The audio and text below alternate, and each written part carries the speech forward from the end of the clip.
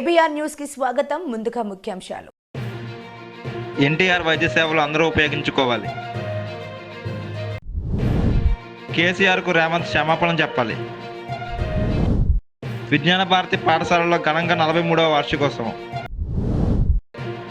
కోరిక తీరాలంటే వేషం వేయాల్సిందే, కోక కట్టాల్సిందే.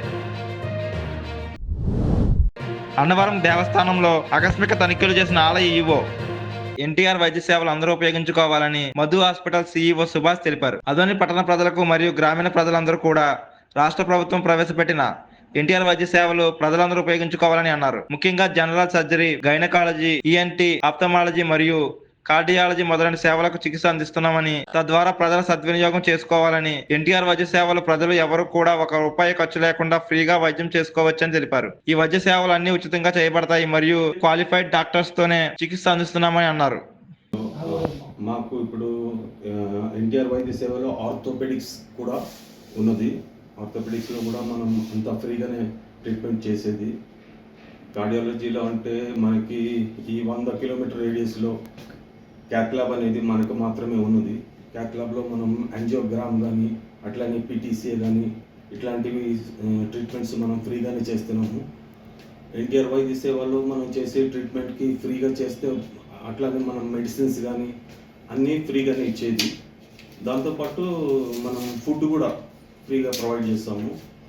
సో పేషెంట్స్ ఎవరన్నా ఎన్టీఆర్ వైద్య సేవకి ఉన్న కార్డ్స్, అదే ప్రీవియస్గా ఆరోగ్యశ్రీ కార్డ్స్ అంటారు కదా, ఆ కార్డ్స్ ఉన్న వాళ్ళకి అందరికీ ఫ్రీగానే మనం చేసి పెట్టేది. ఈ సౌకర్యం అందరూ పేషెంట్స్ వాడుకోగలుగుతారు. ఇక్కడ మనకి జనరల్ సర్జరీకి డాక్టర్ అనిల్ సార్ ఉన్నారు, కార్డియాలజీలో డాక్టర్ విశ్వనాథ్ గారు ఉన్నారు, గైనకాలజీలో మైత్రి మేడం ఉన్నారు, మోనికా మేడం ఉన్నారు, అట్లానే అనస్థీషియాకి మనకి మనీషా మేడం ఉన్నారు, ఆర్థోపెడిక్కి మనకి దేవన్న గౌడ్ సార్ ఉన్నారు, ఆప్థాల్మాలజీ మనకి ఉన్న డాక్టర్ అంటే మాన్సీ మేడం ఉన్నారు, ఇంకా ఈఎన్టీకి మనకి ఉన్నది అభిలాష్ సార్ ఉన్నారు. మనకి ఇక్కడ ఎమర్జెన్సీ డిపార్ట్మెంట్ అనేది 24 hours సేవ ఉపలబ్ధం ఉంది, అట్లానే ఐసీలో కూడా. సో ఈ ఫెసిలిటీస్ అడ్వాంటేజ్ అందరూ తీసుకోగలుగుతారు. మనకి ఆరోగ్యశ్రీతో పాటు ఇన్సూరెన్స్ ఏ కంపెనీస్ ఇన్సూరెన్స్, మనకి అన్ని కంపెనీస్ ఇన్సూరెన్స్ మన దగ్గర ఉన్నాయి. అట్లానే ఎంప్లాయీ హెల్త్ స్కీమ్, ఈహెచ్ఎస్ అంటారు, అది కూడా మన దగ్గర ఉంది. సో అట్లా ఎంప్లాయీ సెంట్రల్ గవర్నమెంట్ కానీ స్టేట్ గవర్నమెంట్ ఎంప్లాయీస్ ఎవరి దగ్గర ఈహెచ్ఎస్ కార్డ్స్ ఉన్నాయో వాళ్ళు అడ్వాంటేజ్ దాన్ని తీసుకోవచ్చు. ఫ్రీగానే ట్రీట్మెంట్ అన్నీ ఇక్కడ చేయించుకోవచ్చు. అట్లానే మనకి ఆరోగ్యశ్రీ కార్డ్స్ ఉన్న ప్రతి పేషెంట్ మన దగ్గర మధు హాస్పిటల్ ఆదోనిలో మనకి అన్ని సౌకర్యాలు ఉన్న ఒక అదంటే ఎమర్జెన్సీ డిపార్ట్మెంట్ ఉంది. అట్లానే మనకి ఐసీయూ ఫెసిలిటీ, మంచి డాక్టర్స్, క్వాలిఫైడ్ డాక్టర్స్ ఉన్న ఐసీయూ ఫెసిలిటీ ఉంది. దాంతోపాటు మనం అందరికీ ఫ్రీగా ఎన్టీఆర్ వైద్య సేవలో చేసే ట్రీట్మెంట్స్, దాంట్లో మనకి మెయిన్గా చెప్పాలంటే జనరల్ సర్జరీ, గైనకాలజీ, ఆప్థాల్మాలజీ, అట్లానే ఈఎన్టీ అండ్ కార్డియాలజీ, ఇంకా ఈఎన్టీ, ఇవన్నీ మనం ఎన్టీఆర్ వైద్య సేవలో ఫ్రీగా ట్రీట్మెంట్ చేస్తున్నాము. అట్లానే మనకి ఉన్న ఫెసిలిటీస్ అడ్వాంటేజ్ అందరూ తీసుకోగలుగుతారని ఆశిస్తున్నాము. అదోని రెవెన్యూ డివిజన్లో ఉన్న ఒక 100 కిలోమీటర్ రేడియస్లో ఉన్న అందరు పేషెంట్స్కి అందరికీ ఈ ఫెసిలిటీస్తో మేము చాలా వరకు డెత్ రేట్ తగ్గించేలాగా సౌకర్యం మేము అందిస్తున్నాము. తీసుకోవచ్చు. మనం ఎన్టీఆర్ వైద్య సేవలో మొత్తం చేసే ట్రీట్మెంట్ టోటల్ ఫ్రీగానే చేసేది. దాంట్లో మనం పేమెంట్ వాళ్ళు దేనికి చేసే అవసరం లేదు. టెస్టులు కానీ మెడిసిన్స్ కానీ అంతా ఫ్రీగానే మనం చేసేది. సో ఆ అడ్వాంటేజ్ మొత్తం పేషెంట్స్ తీసుకోగలుగుతారు. మోస్ట్లీ ఇక్కడి నుంచి ఉన్న పేషెంట్స్ అక్కడ కర్నూలు దాకా వెళ్ళే ఆ డిస్టెన్స్లో వాళ్ళకు వచ్చే ప్రాబ్లమ్స్ డెత్ అయ్యే ఛాన్సెస్ ఉంటాయి. అది అవాయిడ్ చేయడం ఇక్కడ మాతో సాధ్యమవుతుంది. అంత మంచి క్వాలిఫైడ్ డాక్టర్స్ మనకు ఉన్నారు.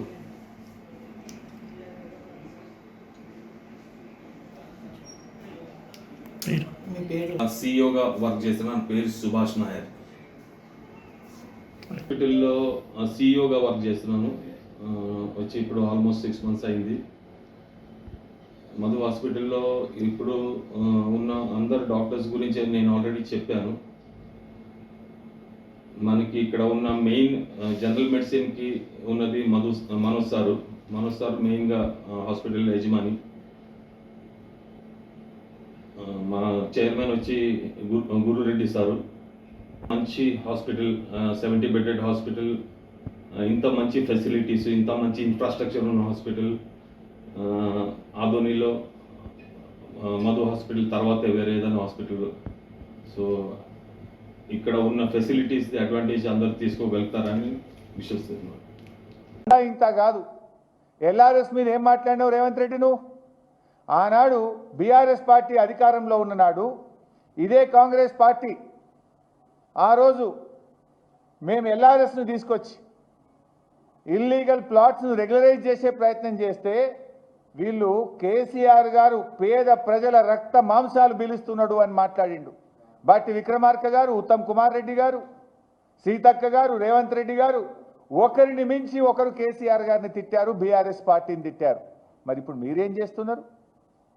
ఇవాళ మీరు ఆనాడు ఉచితంగా చేయాలి ఎల్ఆర్ఎస్ అన్నారు, కానీ ఈరోజు మీరు ఎల్ఆర్ఎస్ కట్టాల్సిందే, 31వ తారీఖు డెడ్ లైన్ అని పేద ప్రజల మెడ మీద కత్తి పెట్టి ఈ డబ్బులు లేని కష్టకాలంలో ఆర్థిక మాంద్యంలో ఇవాళ ప్రజలను డబ్బులు కట్టాలని ఎల్ఆర్ఎస్ పేరిట తెలంగాణ ప్రజల రక్త మాంసాలు పీలుస్తున్నది ఇవాళ కాంగ్రెస్ పార్టీ.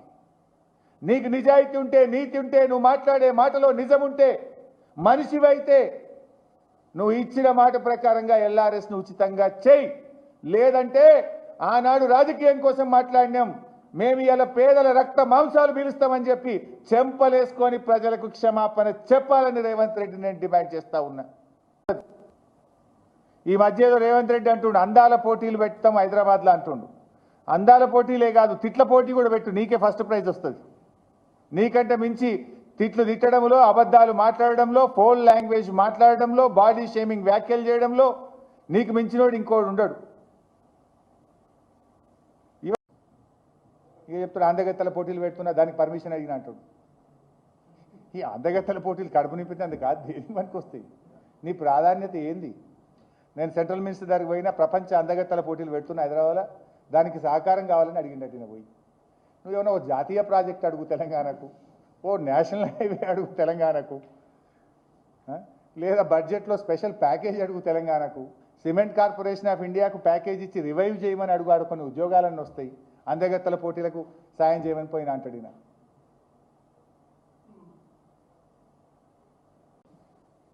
రోజా రొయ్యల పులుసు గురించి మాట్లాడు. మరి ఉత్తమ్ కుమార్ రెడ్డి పోయి చేపల పులుసు తినొచ్చింది మొన్న.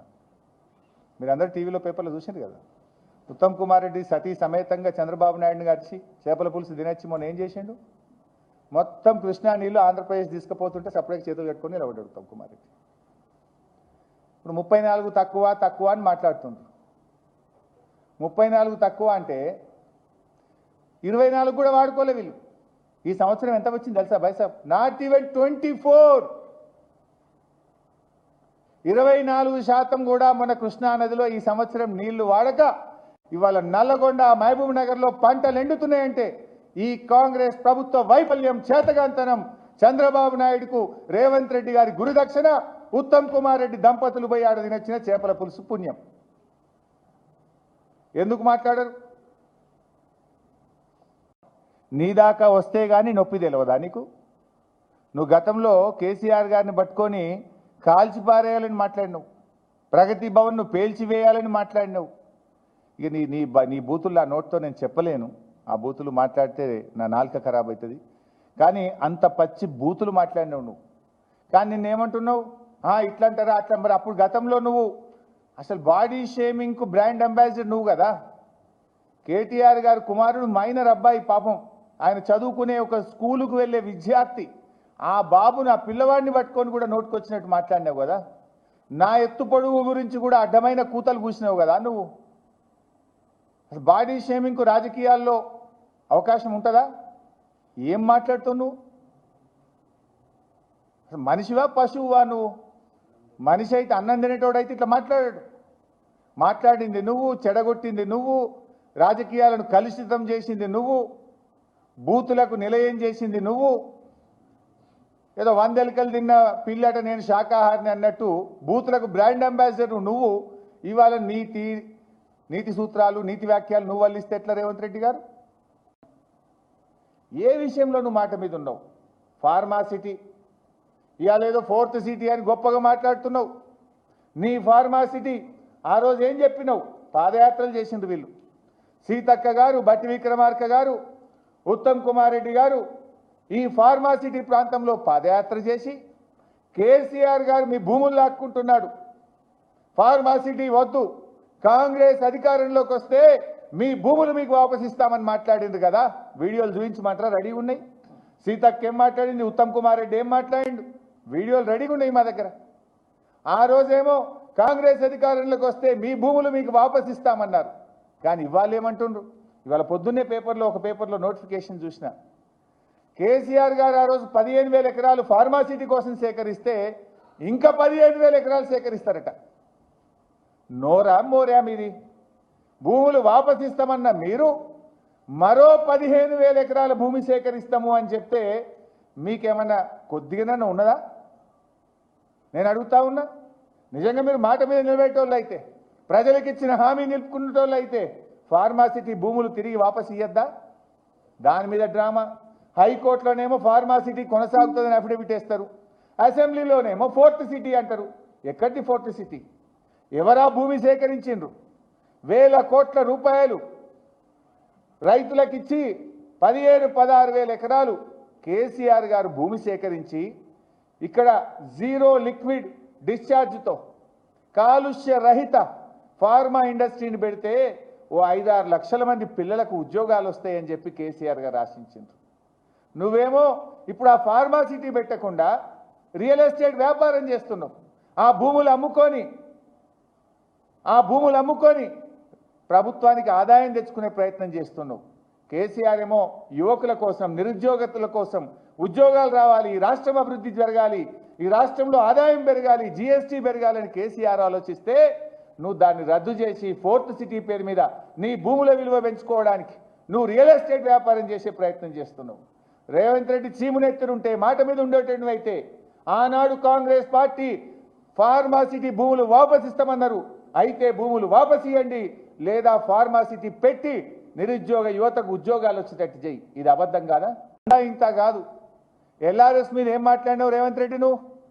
ఆనాడు బీఆర్ఎస్ పార్టీ అధికారంలో ఉన్ననాడు ఇదే కాంగ్రెస్ పార్టీ ఆ రోజు మేము ఎల్ఆర్ఎస్ను తీసుకొచ్చి ఇల్లీగల్ ప్లాట్స్ను రెగ్యులరైజ్ చేసే ప్రయత్నం చేస్తే వీళ్ళు కేసీఆర్ గారు పేద ప్రజల రక్త మాంసాలు పీలుస్తున్నాడు అని మాట్లాడిండు. బట్టి విక్రమార్క గారు, ఉత్తమ్ కుమార్ రెడ్డి గారు, సీతక్క గారు, రేవంత్ రెడ్డి గారు ఒకరిని మించి ఒకరు కేసీఆర్ గారిని తిట్టారు, బీఆర్ఎస్ పార్టీని తిట్టారు. మరి ఇప్పుడు మీరేం చేస్తున్నారు? ఇవాళ మీరు ఆనాడు ఉచితంగా చేయాలి ఎల్ఆర్ఎస్ అన్నారు, కానీ ఈరోజు మీరు ఎల్ఆర్ఎస్ కట్టాల్సిందే, 31వ తారీఖు డెడ్ లైన్ అని పేద ప్రజల మెడ మీద కత్తి పెట్టి ఈ డబ్బులు లేని కష్టకాలంలో, ఆర్థిక మాంద్యంలో ఇవాళ ప్రజలను డబ్బులు కట్టాలని ఎల్ఆర్ఎస్ పేరిట తెలంగాణ ప్రజల రక్త మాంసాలు పీలుస్తున్నది ఇవాళ కాంగ్రెస్ పార్టీ. నీకు నిజాయితీ ఉంటే, నీతి ఉంటే, నువ్వు మాట్లాడే మాటలో నిజం ఉంటే, మనిషివైతే నువ్వు ఇచ్చిన మాట ప్రకారంగా ఎల్ఆర్ఎస్ను ఉచితంగా చేయి. లేదంటే ఆనాడు రాజకీయం కోసం మాట్లాడినాం, మేము ఇలా పేదల రక్త మాంసాలు పీలుస్తామని చెప్పి చెంపలేసుకొని ప్రజలకు క్షమాపణ చెప్పాలని రేవంత్ రెడ్డి నేను డిమాండ్ చేస్తా ఉన్నా. విజయనగరం జిల్లా శృంగవరపుకోట నియోజకవర్గం కొత్తవలస మండలంలో స్థానిక సభవరం రోడ్లో గల విజ్ఞాన భారతి పాఠశాలలో 43వ వార్షికోత్సవం చాలా ఘనంగా జరిగింది. ఈ కార్యక్రమానికి అధ్యక్షత వహించింది పాఠశాల కరస్పాండెంట్ అల్లపు సూర్య వారాహరావు. పాఠశాల అభివృద్ధి కమిటీ సభ్యులు పిన్నకోట గణేష్ దీపజ్వాలతో కార్యక్రమం ప్రారంభమైంది. ముఖ్య వక్తగా పాల్గొన్న కొండపల్లి శ్రీరామచంద్రమూర్తి మాట్లాడుతూ, వయసు పెరిగి ఈసు కలిగి మదం హెచ్చితే అంత మనిషిలోని దేవుడే మాయమౌలే అని విన్నాం మన పాట. సద్బుద్ధితో దేశానికి సమాజానికి సేవ చేసేటటువంటి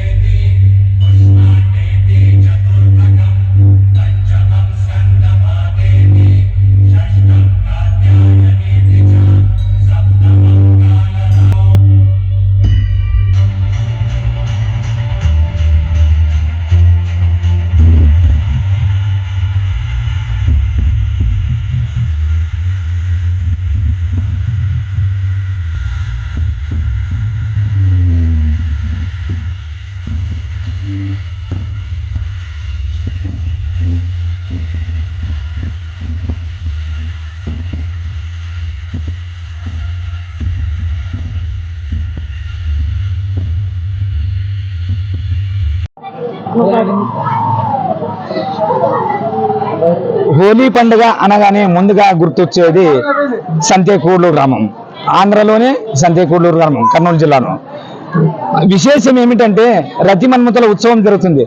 ఆ పండుగలోన రతి మన్మథులకు మనం ఏమైనా కోరికలు కోరుకొని వాళ్లకు మారు వేషాలతో, ఇతర వేషాలు, చీరలు కట్టుకుని డప్పు మేళాలతో నైవేద్యం టెంకాయ సమర్పించినా మనం కోరిన కోరికలు తీరుతాయి. అది కాకుండా ఇతర వేషాలు, ఏ వేషాలైనా మారు వేషాలతో ఆయన మెప్పించగలము.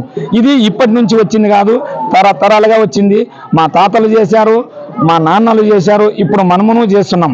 ఒక్కటి కాకుండా మమ్మల్ని చల్లగా చూడమని అడిగినా ఏదైనా వేషాలు వేయచ్చు. మన పంటలు సరిగ్గా పండాలని కానీ కోరుకుని మనము వేషాలు వేయచ్చు. ఆ వేషాలు వేసినచో మనకు ఖచ్చితంగా ఫలితం ఇస్తుందని మొదటి నుంచి మనకు గట్టిగా నమ్మకము. మనం ఒక్కటే కాకుండా ఈ ఊరి ప్రజలే కాకుండా, ఈ ఊరి భక్తులు కాకుండా, చుట్టూ పల్లెలు కాకుండా ఆంధ్ర, కర్ణాటక, మహారాష్ట్ర నుంచి కానీ వచ్చి మొక్కులు తీర్చుకున్న వాళ్ళు ఉన్నారు.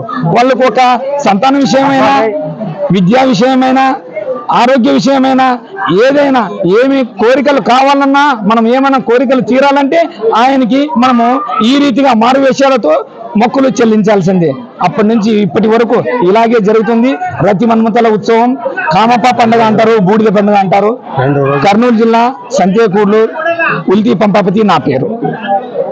అన్నవరం దేవస్థానం కొండ దిగువన సత్యనికేతన్ కాలేజీ వద్ద ఆకస్మిక తనిఖీలు చేసిన ఆలయ ఈవో వీర్ల సుబ్బారావు. ఆ తనిఖీలో వసతి గదుల ప్రాంగణంలో బీర్ బాటిల్ దర్శనమిచ్చాయి. ఇప్పటికే కొంతకాలంగా కొన్ని వసతి గదులు పోలీసులు, దేవస్థానం సిబ్బందికి స్థావరాలుగా మార్చుకుని ఉంటున్నారు. అంతేకాకుండా దేవస్థానంలో సత్యనికేతన్ గదులు అసాంఘిక కార్యకలాపాలకు అడ్డగా మారుతున్న సమాచారంతో ఈ గదుల వద్ద అసాంఘిక కార్యకలాపాలు జరుగుతున్నట్లు సమాచారంతో ఆకస్మిక తనిఖీలు చేసిన ఆలయ ఈవో వీర్ల సుబ్బారావు, ఏసీ రామ్మోహన్, ఆలయ అధికార యంత్రాంగం దిగువన ఉన్న వసతి గదులు భక్తుల సౌకర్యార్థం ఉపయోగించాలని ఆలోచనతోనే ఆ వసతి గదులలో ఉన్న పోలీస్ వారిని దేవస్థానం సిబ్బందికి తక్షణమే ఖాళీ చేయాలని ఆదేశించి దేవస్థానం గదులు పరిసరాలపై పూర్తి వివరాలు తెలియపరచాలని సిబ్బందికి ఆలయ ఈవో ఆదేశాలు ఇచ్చారు.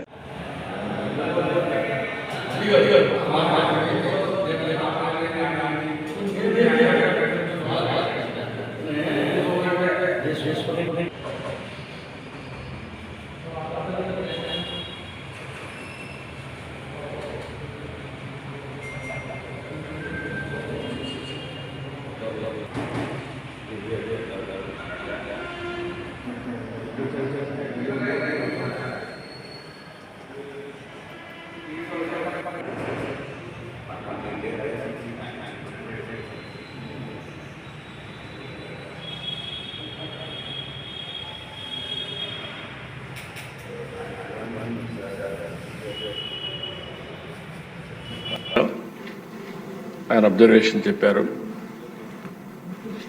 ఏదైనా సాధ్యం, అది సాధ్యమైంది సాధ్యమని అనుకోవడానికి ఇప్పుడే శ్రీనివాస్ గారు చెప్పారు, తిరువురు ఎమ్మెల్యే. మన దగ్గర కొన్ని ప్రూఫ్ ఆఫ్ కాన్సెప్ట్స్ ఉన్నాయి. Hyderabad is a proof of concept. ఎన్నేళ్ళు మొత్తం కలిసి 25 ఏళ్ళు కూడా కాలేదు.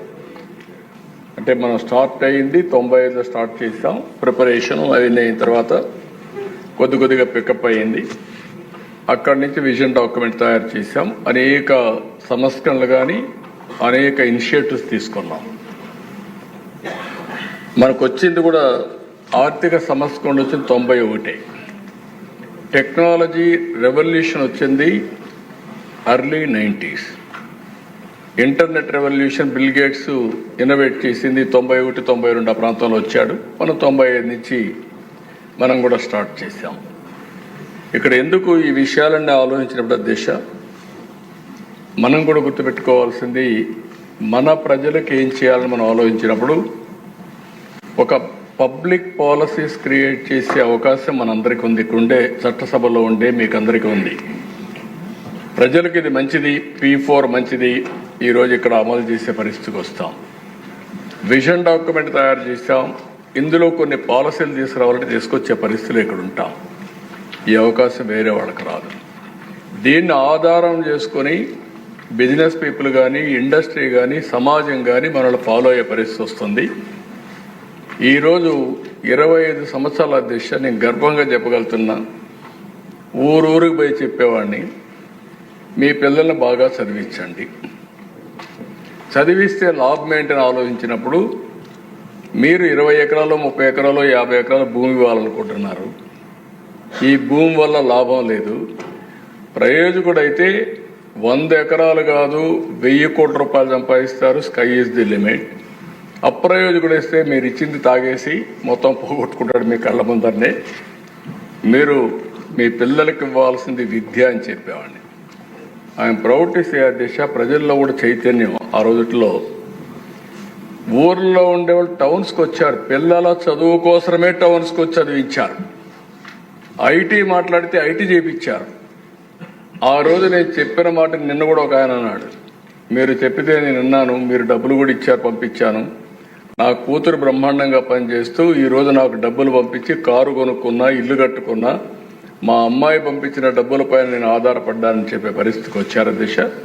ఈరోజు ప్రపంచంలో ఏ దేశానికి వెళ్ళినా మీకు ఎవ్వరికి అనుమానం అవసరంలో కావాలని టెస్ట్ చేయండి. ఒక పాష్ లొకాలిటీకి వెళ్ళండి, గట్టిగా తెలుగులో అరవండి. మొత్తం అక్కడ తెలుగు వాళ్ళు వచ్చి అక్కడ ఒక మీటింగ్ ప్లేస్ కాకపోతే చూడండి ఎట్లా సాధ్యమైంది. హైయెస్ట్ పర్ క్యాపిటా ఇన్కమ్ ప్రపంచంలో ఏ దేశానికి పోయినా భారతీయులది. అందులో 33% తెలుగు వారిది. అది తెలుగు వారి యొక్క సత్తా అని చెప్పి మరొకసారి తెలియజేస్తాను. శ్రీనివాస్ గారికి చాలా డౌట్లు ఉన్నాయి. ఒక్కోసారి ఓడిపోతున్నాం అంటే కారణం కూడా మనమే, నేనే. నన్ను ఎవ్వరూ ఓడించలా. 2004, 2019 నాకు కూడా అబ్సెషన్. పని పని పని అని పరిగెత్తాను. ఇది సాధించాలి, ఇది సాధించాలని. దాంతో కొద్దిగా ఎమ్మెల్యేలను సమన్వయం చేయడం కానీ, పార్టీని సమన్వయం చేయడం కానీ, పనులు చేయడంలో కొద్దిగా మనం పరివర్తన ఎప్పుడున్నా కొన్ని లాభసాలు వెళ్తాం. ప్రజల సమస్యలు తాత్కాలికంగా ఏమున్నాయో ఆ సమస్యలన్నీ పరిష్కారం చేస్తూనే, దీర్ఘకాలికంగా ఏం చేయబోతున్నా వాళ్ళకి చెప్పుతూనే వాళ్ళను కూడా భాగస్వాములు చేయగలిగితే ఎప్పుడూ గెలుపు ఉంటుంది. అందుకే నేను చెప్తున్నా, సూపర్ 6 చెప్పాం. మేలో తల్లికి వందనం అందరికీ ఎత్తమని చెప్పాం, అందరికి ఇస్తాం. రైతు కోసం అన్నదాత కింద 3 ఇన్స్టాల్మెంట్లో వాళ్ళకు డబ్బులు ఇస్తాం. అదే మరి మత్స్యకారులకు కూడా జీవన వృత్తి, వాళ్ళకి పాపం ఆ సమయంలో వేటకు పోవడానికి వీలు లేదు, హాలిడే ఇస్తారు. వాళ్ళకు కూడా ఇవ్వాల్సిన 20,000 రూపాయల చొప్పులు ఇస్తాం. ఒక పక్క ఇబ్బందులున్నాయి, గుక్క తిప్పుకోలేని సమస్యలున్నాయి. కానీ ఆ రోజు మనం ఏదైతే చెప్పామో అవి చేస్తూనే ఇవన్నీ చేయాలంటే మళ్ళా సంపద సృష్టించాలి, ఆదాయం పెంచాలి, మళ్ళీ ఆదాయాన్ని కొంత సంక్షేమానికి ఖర్చు పెట్టాలి, మళ్ళీ ఆ డబ్బులు సంపద సృష్టించడానికి పెట్టాల్సిన అవసరం ఉంది. అదే సిద్ధాంతాన్ని అమలు చేస్తున్నాం. నా ఆలోచన ఒకటే, మనం శాశ్వతం కాదు, సమాజం శాశ్వతం. ఈరోజు చేసే పని భావితరాల భవిష్యత్తుని సృష్టిస్తుందని చెప్పి కూడా నేను మీకు తెలియజేసుకుంటూ, నా కళ ఒకటే, నా ఆలోచన ఒకటే. మళ్ళీ మిమ్మల్ని అందరినీ కోరుతున్నా, సహకరించండి. 2047కి భారతదేశంలో నెంబర్ 1 రాష్ట్రం ఏదంటే దానికి చిరునామాగా ఆంధ్రప్రదేశ్ ఉండాలి. ప్రధానమంత్రి గారు వికసిత భారత్ పనిచేస్తున్నారు. మనం స్వర్ణాంధ్రప్రదేశ్ కోసం పనిచేద్దాం. మనం అవునన్నా కాదన్నా ప్రపంచం మొత్తం తెలుగు జాతి అగ్రజాతిగా తయారవుతున్న దిశ, దాని గురించి సందేహమే లేదు నాకు. నెంబర్ 1 కమ్యూనిటీ ఒకప్పుడు జూయిష్, రాబోయే 2047కి తెలుగు జాతి నెంబర్ 1 కమ్యూనిటీగా ప్రపంచంలో తయారవుతుంది. భారతీయులు ముందుంటారు. కాబట్టి మన బాధ్యత మనం చేద్దాం. మిమ్మల్ని నమ్ముకుని ఓట్లేసిన మీ ప్రజలకు మీరు, నేను, పవన్ కళ్యాణ్ గారు మనందరం కలిసి సమిష్టిగా పనిచేసి అనుకున్న లక్ష్యాల్ని సాధించి ప్రజల రుణం తీర్చుకుందాం. ప్రజలు కూడా కోరుతున్నాను అధ్యక్ష,